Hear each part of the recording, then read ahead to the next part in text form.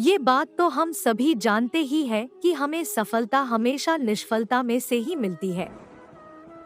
Apple के co-founder Steve jobs आज इस दुनिया में नहीं रहे, पर वो अपने इनोवेशन के वजह से आने वाले कई समय तक करोड़ों लोगों के दिलों में राज करेंगे। स्टीव जॉब्स का जन्म 24 फरवरी 1955 को कैलिफोर्निया के सैन फ्रांसिस्को में हुआ था। कैंसर की बीमारी से पीड़ित स्टीव जॉब्स की मृत्यु 5 अक्टूबर 2011 को हुई थी। स्टीव जॉब्स की प्रसिद्ध स्पीच हंगर स्टे फूलिश में उन्होंने अपने जीवन से जुड़ी कहानियां सुनाई थी।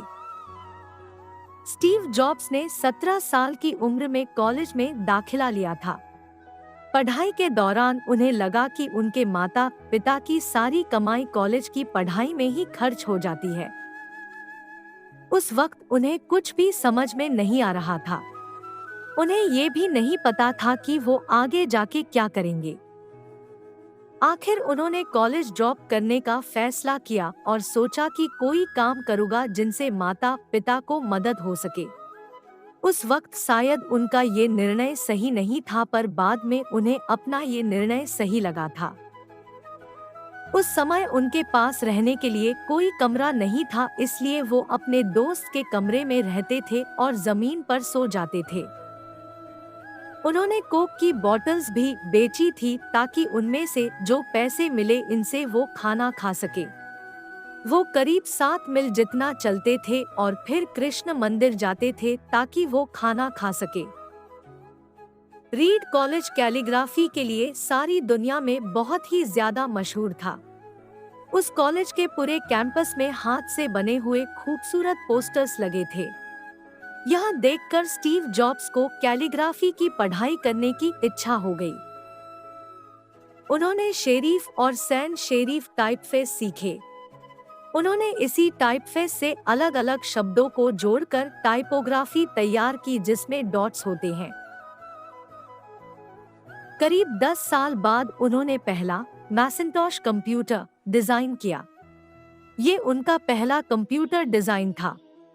अगर वो कॉलेज से नहीं निकलते और कैलीग्राफी की पढ़ाई नहीं करते तो फिर वो ये नहीं बना सकते थे।